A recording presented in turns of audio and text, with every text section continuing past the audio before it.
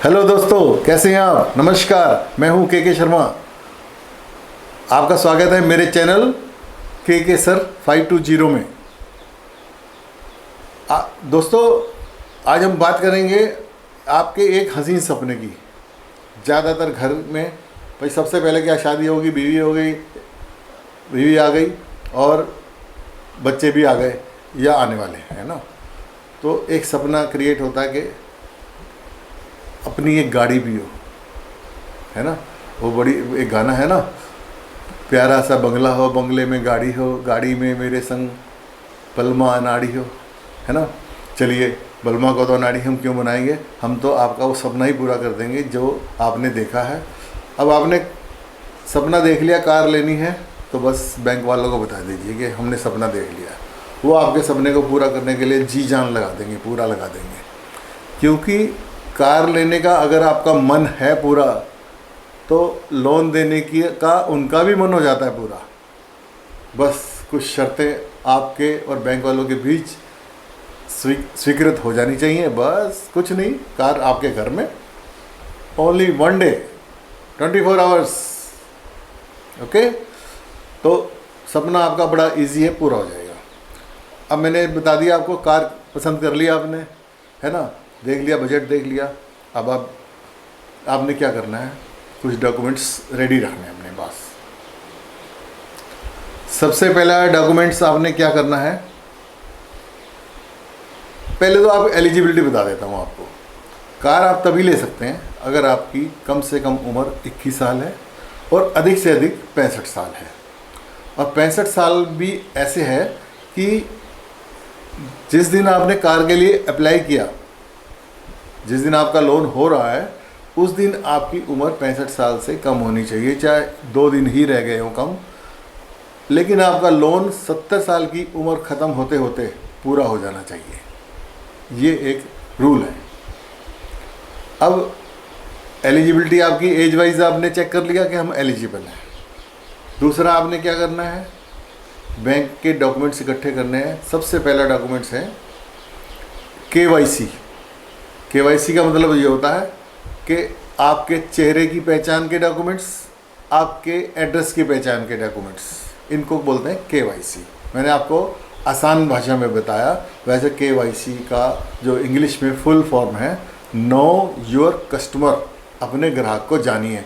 Bank कैसे जानेंगे अपने ग्राहक को, तो जानेंगे ऐसे कि आपने पैन कार्ड दिया, उसमें आपकी फ़ोटो लगी हुई है, डेट ऑफ बर्थ लिखी हुई है, आपका पैन नंबर लिखा हुआ, तो आपको पहचान लिया उन्होंने, ये फला हैं। अब एड्रेस, आप रहते कहाँ हैं, उस एड्रेस की पहचान आपके आधार कार्ड से हो जाएगी, पासपोर्ट से हो जाएगी, वोटर कार्ड से हो जाएगी, या अन्य और भी बहुत सारे डॉक्यूमेंट्स हैं जो बैंक मान लेता है। ठीक है, ये आपका हो गया KYC पार्ट पूरा। अब तीसरा जो पार्ट है आपका, वो है इनकम। के बैंक की शर्तों के अनुसार आपकी जो इनकम है विद प्रूफ, वो उतनी है कि नहीं है। जैसे कि मान लिया बैंक कहता है भी आप सालाना कम से कम 3 लाख रुपए कमाते हों, सालाना कम से कम 3 लाख रुपए कमाते हों आप, तो ही आप कार ले सकते हैं हमारे से। ठीक है, तो उसके लिए क्या डॉक्यूमेंट्स मांगते हैं आपसे। अगर आप सर्विसमैन है, यानी कि आप सर्विस करते हैं, तो आपसे वो सैलरी स्लिप मांगेंगे। एक साल के एंड में जब साल आपका ख़त्म हो जाता है, तो एक फॉर्म 16 कंपनी इशू करती है, वो फॉर्म 16 आपसे ले लेंगे। उससे आपकी इनकम और आपने कितना टैक्स वैक्स भरा, वो सारा उसके अंदर ब्यौरा होता है कंपनी द्वारा। तो वो फॉर्म 16 ये आपके अप्रूव्ड डॉक्यूमेंट्स माने जाते हैं। इसकी स्पॉट में आप अपने अकाउंट की 6 महीने की स्टेटमेंट भी लगा सकते हैं। ये तो हो गया आपका सैलरीड के साथ। अब रहे बिजनेसमैन। बिजनेसमैन के लिए भी क्या है कि बिजनेसमैन कुछ ऐसे, उसको सैलरी तो मिलती नहीं, तो कहाँ से लेगा सर्टिफिकेट, तो उसको अपनी इनकम घोषित करनी पड़ती है, सेल्फ डिक्लेयर्ड। उसका क्या जरिया है, इनकम टैक्स की रिटर्न। वो इनकम टैक्स की रिटर्न भर के उसमें अपनी इनकम को घोषित करता है कि मेरी सालाना इनकम इतनी है, उसके अकॉर्डिंग वो टैक्स पे करता है, या टैक्स नहीं बनता तो टैक्स नहीं देता है। लेकिन उस इनकम के साथ सपोर्टिंग डॉक्यूमेंट्स ये लगते हैं, आप आपके बिजनेस की प्रॉफिट एंड लॉस अकाउंट की स्टेटमेंट एंड बैलेंस शीट कम से कम 2 साल की, ठीक है, ये आपने डॉक्यूमेंट्स साथ में लगा लेने हैं, प्लस आपकी पर्सनल अकाउंट की और प्लस आपके बिजनेस अकाउंट की 1 साल की अकाउंट की स्टेटमेंट आपने लगा देनी है। थोड़े बहुत documents bank to bank differ कर सकते हैं, आप वो कम ज़्यादा बैंक के वालों के साथ मिलके करवा लीजिए, उसमें कोई, क्योंकि ये पार्ट बड़ा आपने हंस के मुस्कुरा के पूरा करना होता है। हाँ लीजिए कोई बात नहीं, ये लीजिए, अच्छा ये डॉक्यूमेंट्स नहीं है तो ये कैसे मिलेगा, वो आपको गाइड करते हैं कैसे होता है, सारा बता देते हैं आपको, ठीक है। तो ये आपका हो गया इनकम का डॉक्यूमेंट्स पूरा। और एक डॉक्यूमेंट्स और होता है, जो कार आपको पसंद आ गई और जिस डीलर से पसंद आ गई उससे आपने एक कोटेशन लेके आनी होती है, और फॉर्मा इनवाइस भी हो सकता है या कोटेशन भी हो सकती है, जिसमें कार की पूरी कीमत लिखी होती है। कार की पूरी कीमत लिखी होती है, प्लस इंश्योरेंस, प्लस जो आरसी चार्जेस इसका। अब आजकल जो बैंक जो लोन देते हैं आपको ऑन रोड प्राइस पर दे देते हैं, जिसमें कार की कीमत, इंश्योरेंस की कीमत प्लस आरसी के चार्जेस जोड़ के उसमें से बैंक आपकी डाउन पेमेंट घटा के लोन दे देता है, ठीक है।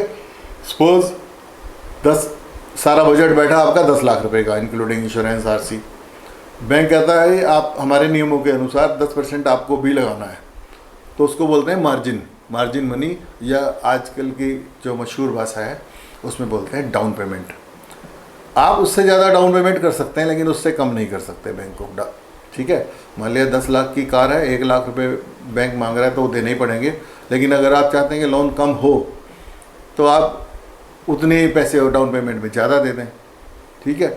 लेकिन यहाँ मेरी एक बहुत बड़ी सलाह है, वो सबको मान लेनी चाहिए कि जब लोन करवा रहे हैं तो पूरा करवा लीजिए, ठीक है। लोन पूरा करवा लीजिए, डाउन पेमेंट जितनी ज़रूरत है उतनी दो, थोड़ी बहुत ज़्यादा देना चाहो दे दो तो कोई बात नहीं। अब लोन हो गया आपका, पैसे आपके बच गए, क्योंकि आप तो ज़्यादा देना चाह रहे थे, आपने अपने पैसे बचा लिए, आपकी मर्जी है, आप उनको कहीं और इन्वेस्ट करना चाहो तो कर लो, अदरवाइज़ कभी जब भी बैंक की उसमें प्री पेमेंट वाली विंडो खुली है उसमें थोड़े से पैसे एक्स्ट्रा जमा कर दें, 1 लाख 2 लाख 50,000 जो भी है। अब आप ये कहोगे ये क्या बता रहे हैं, मैं एक एक्सपीरियंस्ड पर्सन हूँ, मुझे पता है इस दुनिया में दुख सुख हानि लाभ सब चलता रहता है ना। और बहुत बार ऐसा टाइम आता है कि एवरेज आदमी के पास किस्तें भरने के लिए पैसे नहीं रहते, तो उस समय ये आपकी जो एक्सेस पेमेंट करी हुई है बैंक को, वो आपको लोन डिफ़ॉल्ट होने से बचा लेगी, ठीक है। अब इतना ही आप समझ लीजिए, आपको लोन डिफ़ॉल्ट होने से बचने के लिए सबसे बढ़िया तरीका है कभी कभी उसमें एक्स्ट्रा पैसा आप डाल दिया करें जब भी आपके पास सहूलियत हो, सुविधा हो। अब आपके सारे डॉक्यूमेंट्स पूरे हो चुके हैं। अब बैंक में आपने फाइल दे दी, बैंक आपको ये बता देगा कि इतने पैसे हम दे देंगे कि आपकी इनकम के हिसाब से आपका लोन बनता है। वो कैसे कैलकुलेट करते हैं, वो बैंक ये कहता है कि अगर आप 100 रुपये कमाते हैं तो 50 रुपये तो आप अपने घर के खर्चे के लिए निकाल लीजिए, और 50 रुपये आप अपने और कार्यों के लिए, जैसे लोन ले रखा है, हाउसिंग लोन ले रखा है, कार लोन ले रखा है, उनकी EMI वगैरह के लिए, यानी कि EMI टू NMI रेशो, यानी कि EMI की आपकी नेट मंथली इनकम से क्या रेशो है ना, वो बैंक डिसाइड करके आपको बताएंगे। आपकी इनकम को देख के जितनी आपकी सरप्लस रेशो पड़ी है, सपोज़ अभी आप 100 रुपये में से आप 30 रुपये ही EMI दे रहे हैं, तो आपके पास अभी 20 रुपये की गुंजाइश है ना, तो उसके अकॉर्डिंगली बैंक आपको लोन पास कर देगा, उसके अकॉर्डिंग, है ना, ठीक है। डिटेल में कभी इस रेशो वाले पार्ट को मैं कभी अलग से भी डील करूँगा, ये मैं ज़रूर आपको बताऊँगा। अब आपने बैंक में फ़ाइल दे दी, तो अब आप बैठ जाओ घर पे आराम से, चाय पियो, कॉफ़ी पियो, बैंक वाले आपको कांटेक्ट करेंगे, वो अपने किसी ऑफिसर को या अपना जो वेरिफिकेशन एजेंट है उसको या जो भी उनका सिस्टम होगा आपकी वेरिफिकेशन के लिए। ये नहीं कि भाई आपने फ़ाइल दे दी और बैंक ने उसको मान लिया कि सब कुछ सच है, ऐसे लोन बैंक नहीं देगा। वो वेरीफाई करेंगे कि वास्तव में आप ही हो, कहीं कोई इम्पर्सनेशन का केस तो नहीं है, यानी कि कोई फ्रॉड फाइल तो नहीं है। आपको आके आपके गली मोहल्ले या जहाँ भी आप रहते हैं वेरीफाई करेंगे आप यहाँ रहते भी हैं या कौन है आप। ठीक है, ये बहुत ज़रूरी पार्ट है। इससे बैंक की भी बदनामी होने से बचती है, नुकसान होने से बचता है, और आप लोगों की भी सुरक्षा रहती है, क्योंकि बैंक वालों की ड्यूटी है आपके पैसे की भी सुरक्षा करना। तो सही आदमी को सही लोन देना, ये बैंक वालों की ड्यूटी है। एक पार्ट जो सबसे ज़रूरी था, जो हमने मिस कर दिया, जैसे ही आप फाइल दोगे बैंक वालों को, तो बैंक आपके नाम की एक रिपोर्ट निकालेगा, CIBIL, CIBIL report, credit information bureau of India limited. ये रिपोर्ट निकाल के बैंक ये देखेगा इसने पहले कितने लोन ले रखे हैं और कितना ये समय से पेमेंट करता है। उसमें 1000 में से स्कोर मिलता है आपको। वो स्कोर अगर आपका 750 से ऊपर है तो ही बैंक आपको लोन देगा, अन्यथा आपकी फ़ाइल को रिजेक्ट करके हाथ जोड़ के आपको वापस दे देगा। ठीक है, आपकी फ़ाइल भी रिजेक्ट नहीं हुई, आपकी फ़ाइल भी अप्रूव है और आपकी वेरिफिकेशन भी डन हो गई। अब बैंक अपने इंटरनल सिस्टम में आपके लोन को प्रोसेस करेगा, उसके डॉक्यूमेंट्स जनरेट करेगा, आपको कॉल करेगा, ज़रूरी स्टैम्प पेपर आपसे मंगवाएगा।